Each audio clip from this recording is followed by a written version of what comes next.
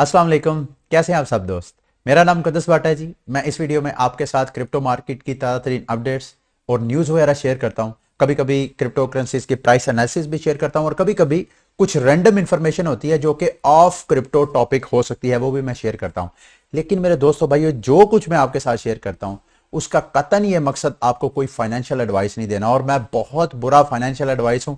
अगर आप में से कोई बंदा भी मुझे फॉलो कर रहा है तो उसको इस बात का काफी हद तक समझ होगी कि जो मैं बात कर रहा हूं कितनी वैलिड है।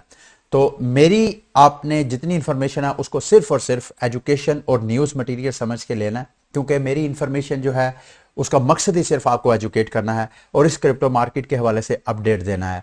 अगर क्रिप्टो मार्केट की तरफ नजर आप डालें तो आपको मार्केट अब ऐसा फील हो रहा है कि जैसे जनवरी का महीना, और जैसे शायद मैंने कल के बुलेटिन में आपको बताया कि जनवरी और इससे पिछले दिसंबर और उससे पिछला महीना नवंबर, ये 3 महीने मुसलसल मार्केट को बैरिश रखे, और बिल्कुल उसी तरह उस पैटर्न को मैंने कंपेयर किया जो 2021 में for the first time bitcoin की प्राइस ने 64,000 प्राइस को टच किया, अपना ऑल टाइम हाई बनाया। उस ऑल टाइम हाई बनाने के बाद मार्केट एकदम करेक्शन की, लोगों ने अपने प्रॉफिट निकालने की कोशिश की, और उस करेक्शन के दौरान ही कई फंडामेंटल चेंजेस आए। चाइना का फंड आया, फिर इलन मस्क की ट्वीट्स वगैरह, ये सब कुछ डल डला के जो बिटकॉइन की प्राइस है तकरीबन 28,000 नीचे 3 माह के अंदर अंदर डिप हुई। फिर उसके बाद मार्केट ऊपर जाना शुरू हो गई, और फिर पिछले साल नवंबर में बिटकॉइन ने अपना ऑल टाइम हाई बनाया। ऑल टाइम हाई ऑलमोस्ट $69,000 को टच किया, फिर लोगों ने करेक्शन की, और उसके बाद फिर नवंबर, दिसंबर और पिछला महीना जनवरी का फिर मार्केट जो है वो क्रैश की। अब उसमें भी फंडामेंटल शामिल थे। एक तो जाहिर बात है, जिन लोगों ने नीचे से 28,000 से बाय किया होगा उन्होंने प्रॉफिट कैश आउट करवाया होगा। अब दूसरा फंडामेंटल चेंजेस जो कि मैं पिछले 2-4 बुलेटिन में आपके साथ डिस्कस करता आ रहा हूं कि अमेरिका के जो मैक्रो इकोनॉमिक्स चेंजेस अगर होती हैं उसका क्रिप्टो मार्केट के ऊपर बहुत इफेक्ट होता है, क्योंकि जो अमेरिकन इन्वेस्टर्स हैं वो अमेरिका के जो मैक्रो इकोनॉमिक पॉलिसीज हैं उनको बड़ा मॉनिटर कर रहे होते हैं। और मैंने आपको बताया कि इस साल में अमेरिकी हुकूमत ने ये ऐलान किया कि वो शायद 3 बार प्राइस हाइक करेंगे। तो प्राइस हाइक करने का मतलब यह है कि जो इन्वेस्टर्स हैं वो रिस्क ऑन एसेट से इन्वेस्टमेंट निकाल के वो रिस्क ऑफ इन्वेस्टमेंट अपॉर्चुनिटीज की तरफ, जो कि गवर्नमेंट अगर खुद ही रेट बढ़ा रही है इन्वेस्टर्स के लिए कि भाई आप इन्वेस्टमेंट करें, आपको जो इंटरेस्ट है वो हम ज्यादा पे करेंगे, तो लोग क्यों स्टॉक में, क्यों क्रिप्टो में इन्वेस्टमेंट, रिस्क की जगह पे इन्वेस्टमेंट करेंगे। तो इस मैक्रो इकोनॉमिक्स की वजह से जनवरी का सारा महीना वो प्रेशर में रहा। तो अब अगर मैं मार्केट की तरफ नजर डालता हूं तो मुझे मतलब काइंड ऑफ फीलिंग कि यार शायद क्रिप्टो मार्केट ने वाकयातन जितना वो बैरिश होना था हो लिया, अब शायद मार्केट ऊपर जाना शुरू हो जाएगी। ये मैं पूरे यकीन से नहीं कह सकता, तो आपने इसको, मेरी इंफॉर्मेशन को आपने कंफर्म नहीं समझना। ये मेरी सिर्फ असेसमेंट है, मेरी फीलिंग है जो कि गलत भी हो सकती है। अगर ऐसा होता है तो अगर आप बिटकॉइन की प्राइस की तरफ जाएं तो ये 2-3 दिन पहले मैंने एक लाइन ड्रा की थी कि बिटकॉइन की प्राइस शायद इस तरह मूव होगी अगर उसने ट्रेंड रिवर्सल कर लिया, अगर उसने बैरिश नहीं होना, बुलिश होना है, तो इस तरह मार्केट में प्राइस जो है वो ऊपर मूव होगी बिटकॉइन की। तो ना सिर्फ बिटकॉइन की प्राइस बुलिश होगी बल्कि क्रिप्टो करेंसीज, जो दीगर क्रिप्टो करेंसीज है उनकी प्राइसेस भी अप्रिशिएट होंगी। लेकिन मसला ये है, ये मैंने आपको रेजिस्टेंस और ये सपोर्ट की 2 लाइनें ड्रा करके दी हैं। मसला ये है कि बिटकॉइन की प्राइस $36,000 से लेके तकरीबन $39,000 की रेंज में फंसी हुई है पिछले हफ्ते से। एक हफ्ता हो गया बिटकॉइन की प्राइस, जो ट्रेडर्स हैं अगर मार्केट को ऊपर लेके जाते हैं तो $39,000 पे इतने बड़े बड़े सेल ऑर्डर लगे होते हैं, मार्केट फिर क्रैश कर जाती है। फिर जब नीचे 36,000 के करीब आती है फिर वहां पे बड़े बड़े बाय ऑर्डर लगे होते हैं, मार्केट फिर ऊपर जाना शुरू हो जाती है। तो ऐसा फील हो रहा है कि जैसे मार्केट जो है साइडवेज मूव होना शुरू हो गई है। मैं नहीं समझता, देखें क्रिप्टो करेंसी जो है उसमें सबसे ज्यादा ट्रेडिंग होती है, बिलियंस ऑफ डॉलर की ऑलमोस्ट ट्रेडिंग वॉल्यूम होता है ऑन एवरेज देखा जाए तो उसमें मार्केट का बिटकॉइन जैसी क्रिप्टो करेंसी का साइडवेज मूव होने के चांसेस बहुत कम होते हैं। अगर तो इसने बैरिश होना है, मतलब हफ्ते 2 हफ्ते के अंदर अंदर ही कोई गुड न्यूज आएगी तो प्राइस ऊपर जाना शुरू हो जाएगी, अगर कोई बुरी न्यूज आएगी तो मार्केट नीचे जाना शुरू हो जाएगी। तो आपने keep your eyes on it. और एक चीज मैंने आपके साथ शेयर करनी है, आज 2 फरवरी है, और आप में से कुछ ऐसे दोस्त जो मुझे पिछले कई माह से फॉलो कर रहे हैं उनके इल्म में होगा कि मैं हर माह, हर यकम को तकरीबन जितने मेरे स्कॉलर्स हैं, ऑक्सी इन्फिनिटी में, अगर आप लोगों को नहीं पता तो ऑक्सी इन्फिनिटी एक ऐसी प्ले टू अर्न गेम है जिसमें आप 3 ऑक्सीज को बाय करके गेम प्ले करते हैं। इसमें एक सिस्टम यह है कि अगर आपके पास पैसा नहीं है तो आप खुद ऑक्सी अगर बाय नहीं कर सकते हैं तो आप किसी इन्वेस्टर से स्कॉलरशिप ले सकते हैं। तो मेरे दोस्तों भाइयों, मेरे पास ऑलमोस्ट कुछ 44 के करीब स्कॉलर्स हैं। वो उन स्कॉलर्स को मैंने गेम्स बाय करके दी हैं, वो गेम प्ले करते हैं और वो अर्निंग करते हैं। वो जितनी अर्निंग करते हैं उसका 50% मैं रख लेता हूं as a investor, as a scholarship manager, और 50% मैं उन स्कॉलर्स के साथ जिसने जितनी अर्निंग की होती है वो मैं अर्निंग उनके साथ डिवाइड कर देता हूं। और हर यकम को, ये पिछले, अगर आप यकम जनवरी का मेरा बुलेटिन पीछे जाए ना मेरी वीडियोस के ऊपर, इल्मे आलम ऑक्सी लिखे तो आपको सारी इंफॉर्मेशन मिल जाएगी। तो मैं हर यकम को ऑलमोस्ट उनका हिसाब किताब करता हूं। इस माह जो अर्निंग की है गो के बहुत ज्यादा नहीं हुई, लेकिन पिछले माह की निस्बत तकरीबन 20,000 नहीं, तकरीबन ऑलमोस्ट 40,000 SLP जो है वो कम मेरे स्कॉलर्स ने अर्न किया है। तो खैर ये इट्स पार्ट ऑफ बिजनेस, ये बिजनेस है, ये कोई रेंट पे नहीं मैंने दिया हुआ जहां से मुझे पैसिव इनकम आएगी। तो उन्होंने, और साथ SLP के प्राइस भी अच्छी खासी जो है वो हुई है, इंक्रीज डाउन हुई है। तो जो टोटल इन्होंने की थी मेरे स्कॉलर्स ने अर्निंग, 44 स्कॉलर थे, उन्होंने जो टोटल अर्निंग की थी वो तकरीबन मिल मिला के 1,60,000 SLP बनते थे। उसमें से तकरीबन जो है 60,000 नहीं 70,000 लगा ले, 1,70,000 SLP मेरे स्कॉलर्स ने अर्न किए। उसमें से तकरीबन 80 से 85,000 उनको मैंने फॉरवर्ड कर दिया। ये मैं आपके साथ इस वजह से, सॉरी, ये सारी इन्फॉर्मेशन, मैं बेसिक इन्फॉर्मेशन आपके साथ शेयर कर रहा था। ये पिछले एक हफ्ते में मैंने, मेरा ख्याल है इन्होंने जो स्काई मैवस है, जो ऑक्सी इन्फिनिटी के पीछे फाउंडेशन है, उन्होंने ये एक एप्लीकेशन जो स्कॉलरशिप मैनेजर्स हैं उनके लिए सेटअप किया, वो मैं आपके साथ एक्चुअली इंट्रोड्यूस करवाना चाह रहा था। कि पहले क्या होता था कि इंडिविजुअली मैं हर स्कॉलर के अकाउंट में जाके पहले विड्रॉवल लेता था, फिर उसके अकाउंट में क्रेडिट करता था। अकाउंटिंग जो है वो तकरीबन 1 दिन 2 दिन चलती थी, लेकिन अब बहुत आसान हो गया। विद इन फ्यू आवर्स सारे अकाउंट से मैंने विड्रॉवल लिया अपने स्कॉलर से, और जैसे ही मेरे पास आ गई है सारे, मैंने ये देखें, ये मेरे स्कॉलर्स के वॉलेट है, और हर जो स्कॉलर है उसका कितना SLP बना है वो साथ मैंने अमाउंट लिखी है। ये सारे डाटे को मैंने इधर से कॉपी करके इधर पेस्ट किया, और इधर मैंने ट्रांसफर पे क्लिक किया। एक ही मेरी कमांड के ऊपर जितने मेरे 44 स्कॉलर हैं सब के अकाउंट में फंड जो है वो क्रेडिट हो गए हैं, जितने जितने मैंने अमाउंट उनकी बनती है। ये देखें यहाँ पे एक्टिविटी में आया, ये देखें इसमें आके मैंने सारे स्कॉलर्स के अकाउंट में एक ही ट्रांजैक्शन में सारे फंड ट्रांसफर कर दिए हैं। अब जो मेरे पास बाकी SLP बचे हैं, जो 50% मेरा था 97,927, अब इसको मैं आपके सामने स्टेकिंग पे लगाने लगा हूं ताकि मैं मजीद रॉन टोकन जो है वो फार्मिंग करूं। उसके लिए मैंने क्या करना है, सबसे पहले पूल में आना है और यहां पे आके मैंने लिक्विडिटी प्रोवाइड करनी है। मैं SLP की और रैप्ड इथेरियम की करूंगा। अब मैंने, चूंकि मेरे पास 927 SLP है, तो इसके अगेंस्ट जितना इथेरियम बनता है वो इधर हो गया क्रेडिट। उसको मैं सप्लाई पे क्लिक करूंगा, यहां कंफर्म सप्लाई करूंगा, और इसको यहां से रोनन से इस ट्रांजैक्शन को कंफर्म करूंगा, तो मेरे अकाउंट से यानी रोनन वॉलेट से इथेरियम और SLP निकलेगा, और उसकी ये जो इनकी रोनन चेन कटाना जो इनकी डेक्स है, डिसेंट्रलाइज एक्सचेंज, वहां पे लिक्विडिटी प्रोवाइड हो जाएगी। और जैसे ही लिक्विडिटी प्रोवाइड हो जाएगी उसको मैं यहां पे LP टोकन्स को लेके रोन टोकन फॉर्म कर सकता हूं। ये भी ट्रांजैक्शन कंफर्म हो जाए, ये देखें अभी आपको ऊपर भी नजर आ रहा है ये ट्रांजैक्शन पेंडिंग है।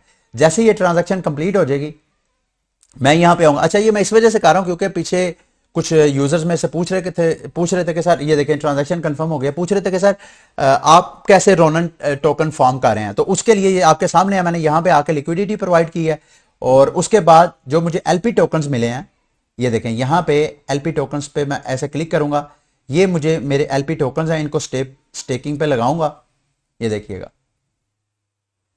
और ये ट्रांजैक्शन भी अब पेंडिंग चलेगी है। तो ये मैंने LP प्रोवाइड कर दिया, इसके बदले तकरीबन 400 गुना, ये देखें मैं ये देखें तकरीबन जो है पर एनम 400% मुझे जो रॉन टोकन है उस पर बेनिफिट हो रहा है, मुझे फ्री में टोकन मिले हैं। इस वक्त जब मैं वीडियो बना रहा हूं तकरीबन 109 रॉन टोकन ऑलरेडी मेरे इस प्लेटफॉर्म के जरिए से मिल रहे हैं, और मैंने रॉन और इथेरियम भी माइनिंग फार्मिंग पे लगाया हुआ था, वहां से भी मुझे 40 रॉन टोकन मिले हैं। ठीक है, चलिए आगे बढ़ते हैं न्यूज वगैरह की तरफ। मेरे से कोई पूछ रहा था कि सर SLP के बारे में बताएं। कल जो है इनके जो फाउंडर हैं द जी होस, उन्होंने लाइव चैट की है, और उसमें उन्होंने उम्मीद की है इस बात की कि आने वाले वक्तों में आपको SLP की जो सप्लाई है मार्केट में उसको कम करने की तरफ वो जाएंगे, और उसमें वो जो इकदामात ले रहे हैं वो एक तरह के जो मेरे जैसे ऑक्सी स्कॉलर्स मैनेजर्स हैं उनके प्रॉफिट में मजीद कट लगेगा, क्योंकि वो पीछे बैकग्राउंड में एसएलपी की जो अर्निंग है उस अर्निंग को कम करने की तरफ जा रहे हैं।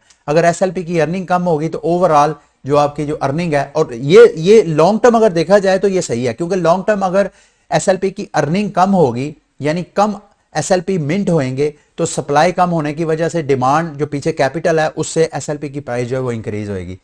तो आगे चल रहे हैं, अगली न्यूज मैंने आपके साथ शेयर करनी है। ये पीछे चंद दिन की 2-4 न्यूज आ रही थी कि अब बिटकॉइन की सोलो माइनिंग करके भी लोग जो है वो बेनिफिट उठा रहे हैं।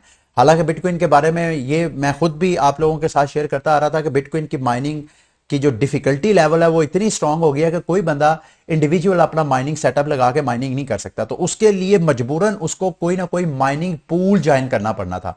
माइनिंग पूल क्या था? आम माइनिंग तो ये होती है ना कि आपने कंप्यूटर कोई रिग बनाई है या आपके पास एसिक है, उसके साथ नेट कनेक्ट करें और बीटीसी का सॉफ्टवेयर इंस्टॉल करें, सारा ब्लॉकचेन डाउनलोड करें, उसकी माइनिंग पे उसको लगा दें। बिटकॉइन की ये होती है सोलो माइनिंग। दूसरी माइनिंग ये होती है कि आप पूल को ज्वाइन कर देते हैं, जैसे आप माइनर हैं इसी तरह सारे माइनर्स अपनी पावर को एक सेंट्रलाइज प्लेटफॉर्म पे इकट्ठा करते हैं और वो सारा सेंट्रलाइज प्लेटफॉर्म जो है माइनिंग कर रहा होता है, तो उसमें जिसकी जितनी पावर हो रही होती है उसकी सारी शेयरिंग हो जाती है, जितने जितने उस पूल में शामिल होते हैं सब में शेयरिंग होती है। सोलो में ये होता है कि आप जो इंडिविजुअल अगर कोई ब्लॉक माइन करते हैं तो जो इस वक्त ब्लॉक माइन करने का रिवार्ड है तकरीबन 6.25 एक बिटकॉइन मिलता है एक ब्लॉकचेन जो है वो माइन करने में। तो ये जो सोलो बिटकॉइन माइनिंग जो है वो पॉपुलर हो रही है, मैंने कहा मैं अपनी ऑडियंस को शेयर कर देता हूं। अगर आप में से कोई बंदा भी माइनिंग कर रहा है तो ये मैं वेबसाइट का लिंक आपके साथ शेयर करूंगा, solo.ckpool.com। ये कोई आपसे फीस नहीं लेते, आप इनके साथ अपना नेटवर्क कनेक्ट करें, बिटकॉइन का माइनिंग का सेटअप कनेक्ट करें। जब अगर आपकी किस्मत हुई, अगर आपका ब्लॉक माइन हो जाता है तो उस पर 6.25 बिटकॉइन आपको मिलेगा, और जब मिलेगा तो उसका 2% ये सिर्फ फीस आपसे चार्ज करेंगे और आपको कोई एक्स्ट्रा फीस चार्ज नहीं करेंगे, और डायरेक्ट अकाउंट आपके अपना जो वॉलेट होगा बिटकॉइन वॉलेट आपके वो बीटीसी आपके अपने वॉलेट में आएंगे। 2% उसमें ट्रांजैक्शन हो जाएगी, यानी 98% आपके वॉलेट में जाएगा, 2% इनके वॉलेट में चला जाएगा, और इस तरह एक तरह की यूं समझ लें कि डिसेंट्रलाइज्ड माइनिंग सेटअप भी आप कर सकते हैं। ठीक है, इसका लिंक मैं वीडियो की डिस्क्रिप्शन में दे दूंगा। अगली न्यूज है जी सर्कल। कल मैंने आपको डिटेल डिस्कस किया कि यूएसडीटी जो है वो एक मार्केट के लिए खतरा है, तो एक शेडी कंपनी उसको रन करती है, तो उसको जो रिप्लेस करने जा रही है वो यूएसडीसी है और बीयूएसडी है जो बाइनांस का स्टेबल कॉइन है। तो अब एक और गुड न्यूज आई है कि सर्कल का जो यूएसडीटी है, अब जो फ्लो है डेपर लैब का अपना ब्लॉकचेन है फ्लो, उसके ऊपर भी यूएसडीसी वगैरह इशू होना शुरू हो जाएंगे। अगर आप यूएसडीटी की बात करें, टेथर की बात करें, तो वो ऑलमोस्ट आपको हर बड़ी ब्लॉकचेन के ऊपर आपको वो स्टेबल कॉइन मिलता है। यानी अगर आपने इथीरियम की ब्लॉकचेन का कोई टोकन बाय करना है या सेल करना है और वो आपने यूएसडीटी के जरिए करना है तो आपको बड़ी आसानी है। लेकिन अगर आपने मतलब उधर यूएसडीटी की फैसिलिटी नहीं होगी, स्टेबल कॉइन ही नहीं होगा, तो आप ट्रेडिंग कैसे स्टेबल कॉइन में कन्वर्ट कर सकेंगे? तो इस वजह से यूएसडीटी ने फ्लो के ब्लॉकचेन के ऊपर जो है अपनी इंटीग्रेशन की है। उसका मतलब यह है कि फ्लो के ऊपर जब भी कोई टोकन लॉन्च होगा तो उस टोकन की लॉन्चिंग में स्टेबल कॉइन की जब जरूरत पड़ेगी उसको यूएसडीसी जो है वो फिल करेगा। तो यूएसडीसी बड़ी तेजी के साथ यूएसडीटी को रिप्लेस कर रहा है, और मेरी नजर में यूएसडीटी से बेहतर यूएसडीसी है या बीयूएसडी है ये स्टेबल कॉइन। अच्छा जी, आगे चलते हैं। आगे मैंने ये आपके साथ पुर्तगाल की एक न्यूज शेयर करनी है। एक थोड़ी इन्फॉर्मेशन है, मैं चूंकि कल के बुलेटिन में डिस्कस किया जिसमें मैंने इंडिया की न्यूज को शेयर करके पाकिस्तान के साथ मैंने कंपेयर करने की कोशिश की कि हमें इंडियन के मॉडल को अडॉप्ट कर लेना चाहिए।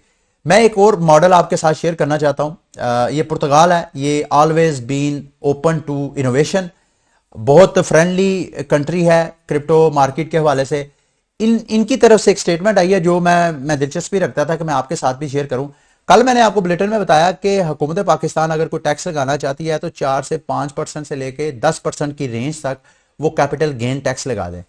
ये पुर्तगाल की हुकूमत कह रही है जी कि 3 किस्म के कैपिटल गेन है क्रिप्टो मार्केट में। एक कैपिटल गेन ये है कि आप फॉर एग्जांपल आप एक रिटेलर हैं, आपने बिटकॉइन बाय किया, मतलब आप प्रोफेशनल नहीं है, आप रिटेलर हैं, वैसे आम शहरी हैं, आपने बिटकॉइन अपने वेल्थ को स्टोर करने के लिए लिया और एट एनी टाइम आपको पैसों की जरूरत पड़ गई, तो जब आप सेल आउट करते हैं तो बेशक आप कैपिटल गेन करें या कैपिटल लूज करें, आपका रियलाइज्ड बेशक प्रॉफिट हो या रियलाइज लॉस हो, उस पर आपको टैक्स लागू नहीं होता। हालांकि मैंने कल की वीडियो में डिस्कस किया था कि कैपिटल गेन के ऊपर हुकूमत पाकिस्तान टैक्स लगा सकती है। दूसरा है डिविडेंड्स एंड इंटरेस्ट, यानी अगर आपके पास कोई क्रिप्टो करेंसी है जिसको आपने यील्डिंग पे लगा दिया, जिसको आपने स्टेकिंग पे लगा दिया, उससे आपको प्रॉफिट आ रहा है, तो उस पे आप जो जितना आपको स्टेकिंग पे प्रॉफिट मिलता है उस प्रॉफिट पे आपको टैक्स वगैरह लागू हो सकता है। और दूसरा, अगर आप बिजनेस को रन करते हैं, मतलब क्रिप्टो मार्केट को एज अ प्रोफेशनल लेते हैं, दूसरों को सर्विसेज प्रोवाइड करते हैं, या डेली आप कोई 10-20 ट्रेडिंग करके उसको एज अ बिजनेस रन करते हैं, तो फिर आपके ऊपर टैक्स लागू हो सकता है। तो ये भी एक तरह का बिजनेस मॉडल है। मेरा ख्याल है अगर हुकूमत पाकिस्तान क्रिप्टो मार्केट को रेगुलेट करती है तो उसको जितने भी दुनिया में इस वक्त क्रिप्टो रेगुलेशंस के मॉडल्स हैं उन सारे मॉडल्स को लाजमी डिस्कस करना चाहिए।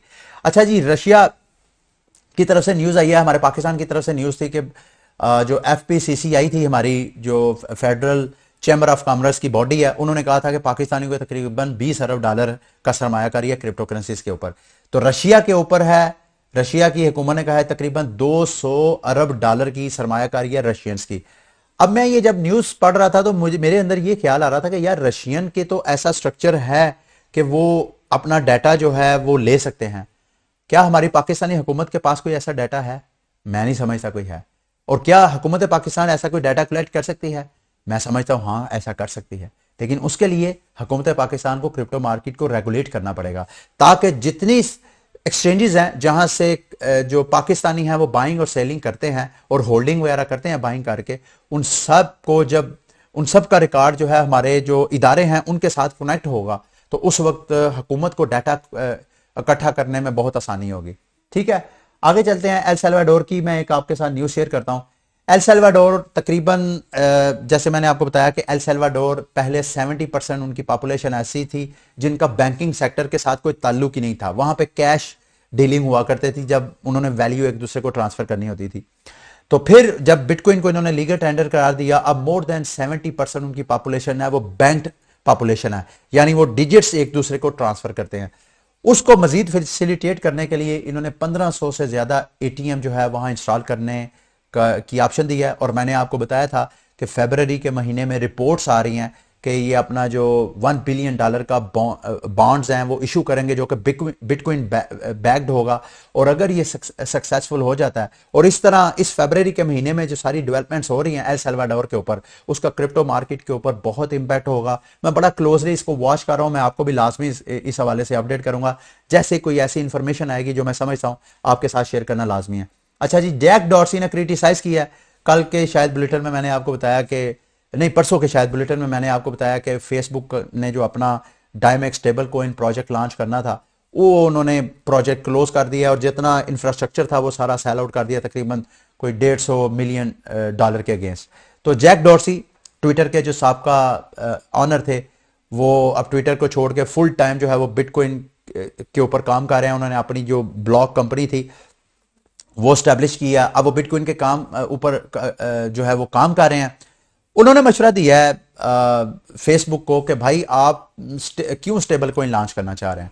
आपने अगर अपने एडवर्टाइजर से पैसे लेने हैं तो आप अपना स्टेबल कोइन लॉन्च आप 2 बार ट्राई कर चुके हैं। लिब्रा भी इन्होंने ट्राई किया फेसबुक ने, वो उसको शट डाउन करना पड़ा। फिर उसके बाद ये डाइम जो है स्टेबल कोइन आना था, इसके ऊपर तो 1-2 बार पायलट प्रोजेक्ट भी इन्होंने रन कर लिए थे जिसकी मैंने न्यूज आपके साथ शेयर की थी। तो उसकी बजाय अगर ये फेसबुक जो है बिटकॉइन को as a payment method use करे तो एक तो बिटकॉइन को एक तो फेसबुक को अपने एडवर्टाइजर से पेमेंट लेने में बड़ी प्रॉब्लम आएगी, बड़ी आसानी होएगी।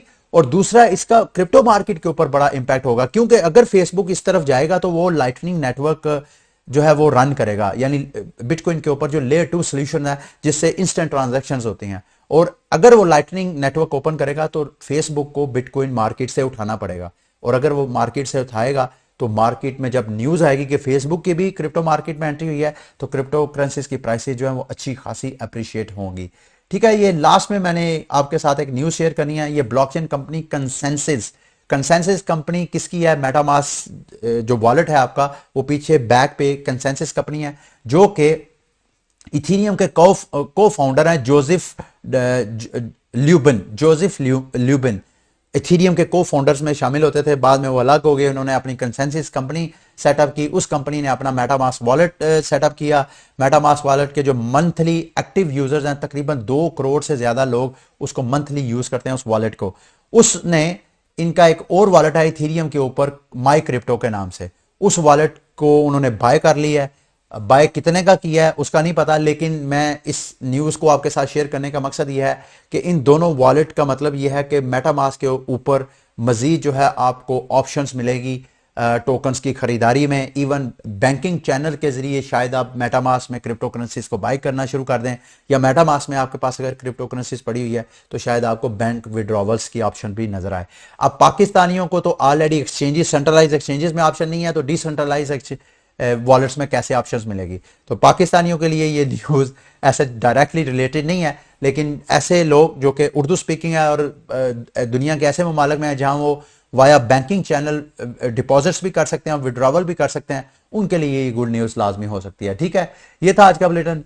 उम्मीद करता हूं कि आज का बुलेटिन भी शायद आपके लिए इंफॉर्मेटिव रहा होगा। अगली वीडियो तक के लिए मुझे इजाजत दें।